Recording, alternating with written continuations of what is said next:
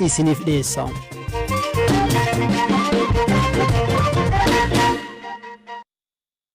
Dhaabbilee mirga namummaa turtiin garee qorattoota dhaabbata biyyoota gamtoomaniin deeggaramuu fi badiiwwan Itoophiyaa keessa qoratu dheerachuu dhabuun mufii ibsaa jiru.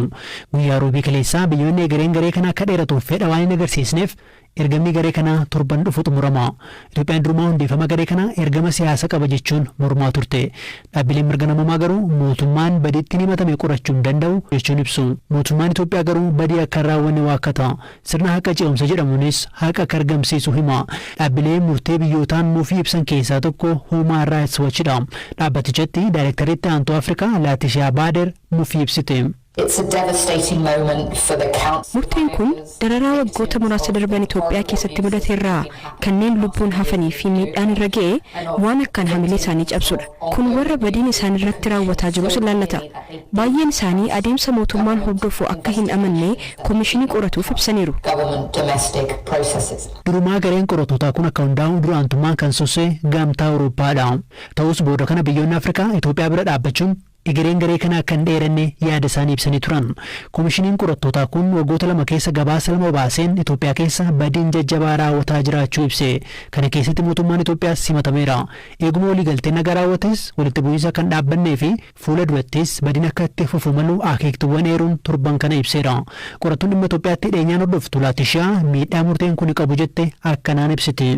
International Commission of Human Rights Experts mandate won't be renewed. It means that Ethiopia is falling. Murteen kun yeroon turtii eeyyamaa ogeessota UN hin dheereffamu qofa osoo hin taane Itoophiyaan ajandaa mana maree mirga namummaa UN irraa ala taati jechuudha. Kun gamtaan Awurooppaa kaka'umsaa fi itti gaafatama yeroo jalqaba walitti bu'iinsi eegale mul'iserraa guutummaatti achi gooruusaa mul'isa. Hariiroo fooyyessuuf dura itti gaafatamummaa mirkaneessuun waan ijoo ta'us gamtaan Awurooppaa booda kana deeggarsa misooma Itoophiyaaf kennu deebisee eegaleera. Kun akkaataa kamiin akka ta'e ifa miti. Gareen mirga namummaa biraa Amnesty International gamasaan miseensonni mana maree mirga namummaa UN fi gamtaan Awurooppaa dhimma namoota walitti bu'iinsa Itoophiyaa keessaan lubbuun hafan itti dhiisaniiru jechuun komate. Kunis waan qaanessaadha jechuun ibse. Itoophiyaan ifatti waan dubbatti qabaachuu baattus dubbiimaan mootummaa Dr. Laggasee Tulluu waan dhumirratti waan dubbadhu hin qabu jechuu isaanii Reuters gabaaseera. Gamtaan Awurooppaa kan dhaabbileen mirga namummaa qeeqaa jiran kun gaafa kibxataa deeggarsa doolaara miiliyoona 600 fi miiliyoona 80 Itoophiyaaf kennuuf waadaa seeneera. Kunis waggaa lama dura yeroo waraanaa deeggarsa qabamee ture. Haa ta'u malee deeggarsi bajataa mallee akkuma qabameetti jira. Kunis adaaduma haalli gaafa fooyyee akka bakkatti deebi'u qondaalli olaantuu dhaabbatichaa dhiyoo Itoophiyaa daawwatan Yuutaa Arpilaanan dubbachuun isaanii ni yaadatama.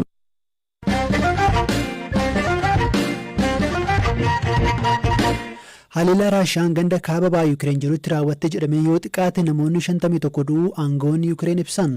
Haliilaan kun misaayila Iskaandeer jedhamuun kan raawwate akka ta'e ministeera biyya keessaa Yuukireen himaniiru. Firaa'ol Balaa gabaasa qabdi. Bulchiinsa Kaarkiv keessatti kan argamtu gandi Hiroozaa waraana kanaan dura jiraattota 501 ta'an akka qabdu ragaan lakkoofsa uummataa bara 2020 ibsa. Ammatti haleellaa Raashiyaa tokkichaan namootni 51 du'uun isaanii jiraattota gandichaa keessaa harka 10 kan ta'an ajjeefamaniiru jechuudha. Ministeerri biyya keessaa Yuukireen Ihoor Kilimenko akka ibsanitti haleellaan kun kan geggeeffame kaaffee tokko irratti yoo ta'u jiraattonni gandichaa 300 ol ta'an sagantaa yaadannoof jecha bakka sanitti walitti qabamanii turan. Ministeerri ittisaa Yuukireen gama isaaniin ergaa fuula Tiwiitarii yookiin X irratti barreessaniin waraanni Raashiyaa shororkeessitootaa jechuun haleellaan kun namni hedduu akka du'uuf jecha beekaa sa'aatii laaqanaa irratti geggeeffame jedhaniiru. Dabaluunis bakka sana humni waraanaa isaan irratti xiyyeeffachuu danda'an hin jiru jechuun kun yakka hamaa lammiilee Yuukireen sodaachisuuf geggeeffamedha jedhaniiru.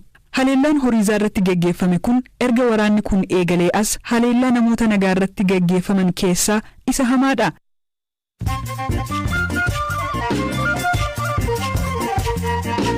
Amma moduun gaggababaan sinitti Ameerikaan buqqaatota Itoophiyaa keessa jiraniif deeggarsa dhiyeessuu eegaluu beeksiste. Kunis erga saamichi raawwata jettee beeksiste baatii 5 boodadha. USA ibsa baaseen aangawoonni deeggarsa raabsuu keessaa ba'uu ibseera. Taatullee ammallee lammiileen Itoophiyaa miiliyoona 20 ol ta'aniif deeggarsi akkuma citeetti jira. Yoo ministeera muummee Abiy Ahmed ministeera dhimma alaa US waliin dhimma kana irratti erga mari'atanii booda murteen US kun dhagahame. Afrikaan kibbaa to'annoo daangaa taasistu akka cimsuuf jettu beeksiste pirezidantiin biyyattii Siriil Raamaaposaa humna kana tiksu guyyaarraa beeksaniiru. Lammiileen alaa ragaa malee biyyattii seenan rakkoo hammeessuu ibsaniiru. Akaadaamii waraana Sooriyaa irratti haleellaa dirooniin raawwateen namoonni 100 du'uu gareen dhimma mirga namummaa hordofuu ibse. Waraanni biyyattii badii kanaaf qaamolee shororkeessota jedhe himate. Umarratti sareen pirezidantii Ameerikaa hojjettoota ciniinee rakkisee masaraa keessaa baafame. Sareen kun hanga ammaa hojjettoota tikaa 11 ciniineera.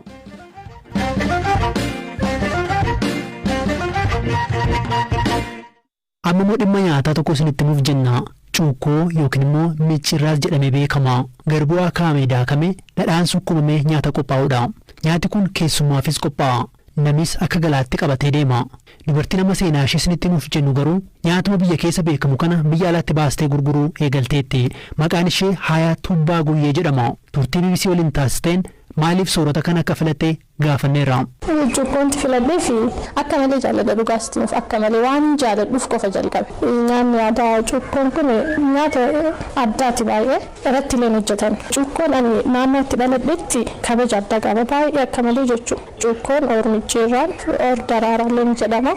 Eventii guguddaadhaaf kunoo dubbii guguddoo qabatanii hiikanii yeroo jiran akka milkiititti aannanii fi sandisa deebii yeroo fuudhaaf heerumaallee daraaraadhaan dhiyaata sammalleellee kunoo namoonni akka galaatitti bakka garaagaraalee fuudhanii deeman duulaaf qabannaan isaa salphaadha. Garuu immoo faayidaan isaa baay'eedha. Namni kunoo gara biyya alaa deemu biyya dhufe osoo isa hin qabatin namni deemu hin jiru. Sanirratti waan lama furaa jechuun tokkoffaa baay'ee jaalladha. Waan jaalladhu kan akka uummanni hundi naa beekuuf lammaffaa immoo kun namoota biyya dhufanii deebi'an san akka barbaadanitti ni argatu. Sadaffaa immoo aadaa sirrii beeksisaa keessattuu kenna Oromoon hedduu hin beekaa namoonni hin beekne sabab sablammii bira baay'ee baratanii moor kastamarri kennan dhabu amma jira. Hayaati yeroo ammaa magaalaa Buraayyuutti nyaata cuukkoo kana qopheessuun bifa qulqullina isaa eeggatee fi haala ammayyaa ta'een akkamiin akka gabaa addunyaaf dhiyeessitu akkanaan dubbatti. Ordara fudhanneetiin haaluma ammayyaa ta'een hojjennee onlaayinii irraa ordara fudhannaa kan fayyadamnu hunda naannoo aadaa abbaatiif hinna maaliif ani kan itti dhaladhee guddadhachi soo cuukkoo yoo jedhu teestii san barbaadan soo teestii san akka beekaniif saniif jecha galteen isaa ta'u hundi achitti qophaa'ee dhufa ammayyaanillee akka deeman tuttuqa harkaallee hin qabu maashinaan hojjennaa achi boodallee akka namaallee nyaataafillee mijatu. Akkasitti goonee nama qopheessina jechuudha. Hojii kana erga eegaltee waggaaf kan deemte yoo ta'u yeroo ammaa maamiloonni ishee biyya keessaa fi alaa haalaan dabalaa jiraachuu simte. Ofiisa tokko waliin hojjennaa ni fudhatu. Eeyyuu irratti illee barbee irratti illee dhiyeessineef turre. Baay'een isaanii fiidbaakiin isaanii baay'ee bareedaa akka tureef jedhamee turame. Fiidbaakii keessaa kan natti tole dhugaa haga ammaa cuukkoo miti kan nyaachaa turre kan naan jedhaniif namoonni kun Oromoo hin taane cuukkoo maqumaan beeku. Dhabdhama isaa sirrii kan hedduu hin beekani. Cuukkoon edaa kana nyaanni Oromoo kana edaa kan jedhamtu jira. Fiidbaakiin jararraa argadhu immoo baay'ee natti tolaa fi na cimsee baay'ee jechuudha. Ammaa fi saboota biraa bira dhaqqabee sibee akka sadarkaa Afrikaatitti namoota tuuristooti homaamtu hundi akka beekaniif barbaada. Agarsiin immoo hin geessise jedhamu.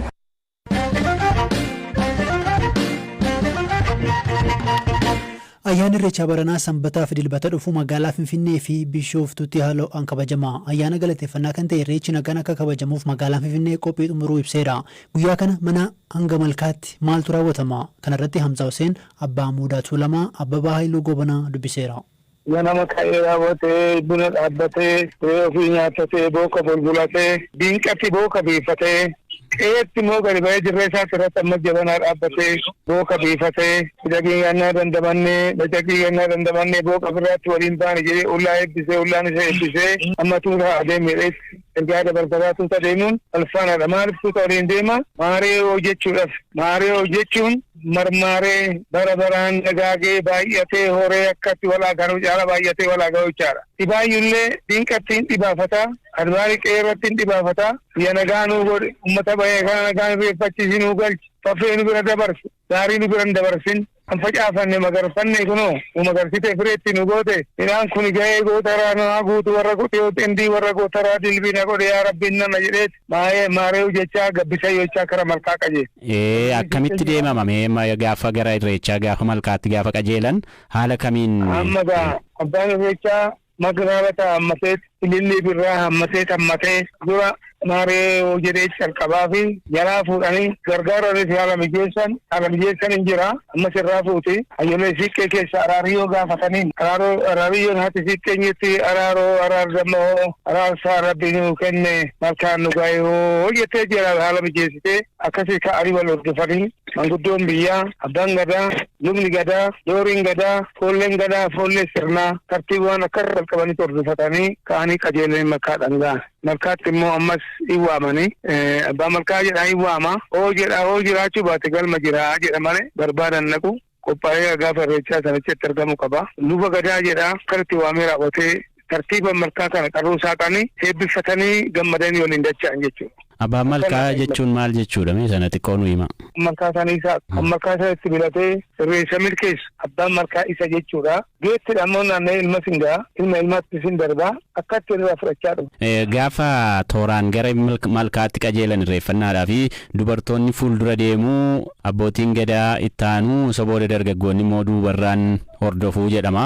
Tartiibi isaa dubartoonni maaliif dura deemu? Tartiibi kun seeruma irreechaa yookiin seera gadaa keessa jira moo akkam? Dubartiin hangafaa bara. Dubartii wanni mataa dura deemtufi immoo dubartii keessaa hin ulfoofteet gaafa dhalachuu keenya mataadhaan baanaa motere. Kan biraa margaa fi ilillii harkatti baadhataniiti gara malkaa qajeelanii sun maal mul'isaa? Marrilataan uumaan masree ganna baccaqii gannaa dandamachiisee booqa biraatti ogaa baasii marrilataan sun misooma guddaa irratti nu godhe gaarii hinnati waaqatifsa. Ililliin sun immoo ililliin takka fuulli ishii tokkichuma. Garuu naannoo ishii irra kan dhoote sun koola kofti 8. Ilillis waan guddaa sirna gadaa guutee waaqni akkatti ishii hubachila ta'eef yeroo boonoo malkaa buukana keessaan dhabu qabatu malee hin deemu. Malkaa erga bu'anii booda erga irreeffatame booda maaltu jira?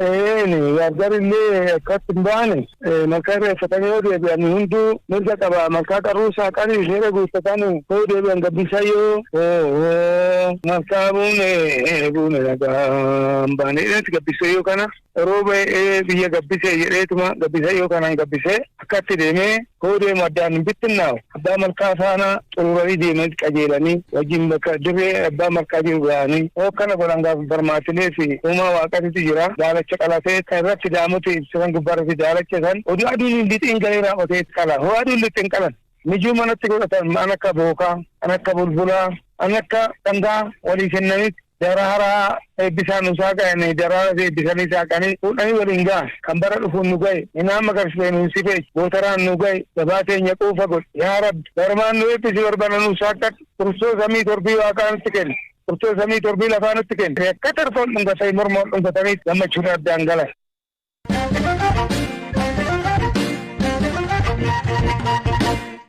Sagantaa BBC Afaan Oromoo caqasaa jirtu dhaggeeffattoota keenya yeroon kan ispoortiiti jaalallamtaa dasaas tureetti affeereera Champions League irraa eegalla keessumaa kan Newcastle fi PSG kaleessa tapha ajaa'ibaati kan ilaalammayyuu eegamee ture garuu akkas yoo xiqqaate qixallee bahu yoo jedhame malee yoo xiqqaate sanuu malee olaantummaa PSGtu fudhataadha. Newcastle galchii afuriin PSG injifata jedhamee hin eegne leenjisaamti isaanii Eddie Howe hamma kana waan eegan natti hin fakkaatu kilabni kun injifannoo kanarra osoo hin gahin dura waggaa lamaan kana ijaaraat ture.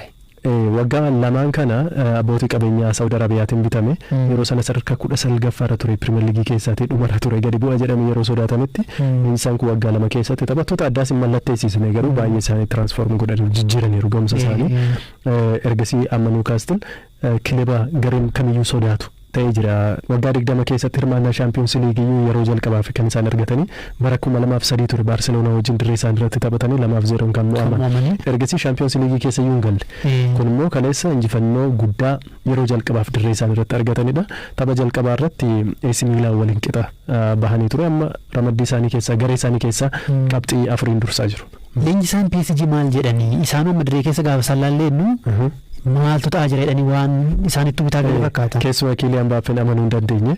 Mataa raasaa ture taphataan kun bara kana kilabichaati ba'a jedhamee eegamaa ture gamsa sana argisiisaan jiru isaa dur irraa beeknu jechuudha. Taphattoota jajjaboo gara miliyoona 100 bibbitaman baay'eetu kilabicha keessa jira garuu qabxii argata hin jiranii ilmi dursaa taphattoota Newcastle Kieran Trippier baay'ee sadiin qisiifata. Mbaappeetti baay'ee jaalatte. Ilmaayyuu abbaa isaa dhiisee erga taphni dhumee tiishartii yookaan uffata Kiliyaan Mbaappee uffatee argame jira harkaa fudhateera. Taphataan kunis dhaga'ee kan kenneef natti fakkaata. Leenjisaan isaanii Luis Enriqueen tapha gaarii taphannee jirra garuu galchii kanan eegne kun feerii miti yookaan waan sirrii miti jedhanii. Kubbaatu akkasii garuu kubbaatu akkas. Gama kaaniin Manchester Cityn gara Jarman imalee RB Leipzigiidhaan 3-1 injifateera. Taphni kun amma daqiiqaa 84ffaatti qixa tokkoof tokkoon turanii achi Julian Alvarez fi Doku taphataa jedhamatu galchiiwwan lama lakkoofsa 3-1 Cityn injifachuu danda'e. Dokuun bara kana Rennes irraatii gara Citytti kan makame taphataa baay'ee ajaa'ibaa jechuun ni danda'ama yeroo gabaabaa keessatti. Alvarez illee akkasuma Haalandidha Champions League irratti akka bara darbee ta'aa kan hin jirre jechuudha. Cityn taphattoota hedduu miidhamaan dhabee ture. Taphni kunis isaaf qormaata ture garuu milkaa'uu danda'eera. Gaardiyoolaan kan isaa yaadatta yoo ta'e mo'amuu hin jaalannu. Kun istaandardii keenya miti. Tapha kana mo'achuudhaaf qophoofne irra jedhanii ture akkuma jedhan godhanii jiru. Taphoonni kaanis Champions League irratti kan taphataman jiru. Kanneen ijoo ta'an qofa kaafne kan xumura tarii kaasuu dandeenyu waancaan addunyaa kan 2030 ardii 3 keessatti Afrikaa keessatti illee Morookoo keessatti akka taphatamu garuu immoo Ispeenii fi Portugaal gara Laatiin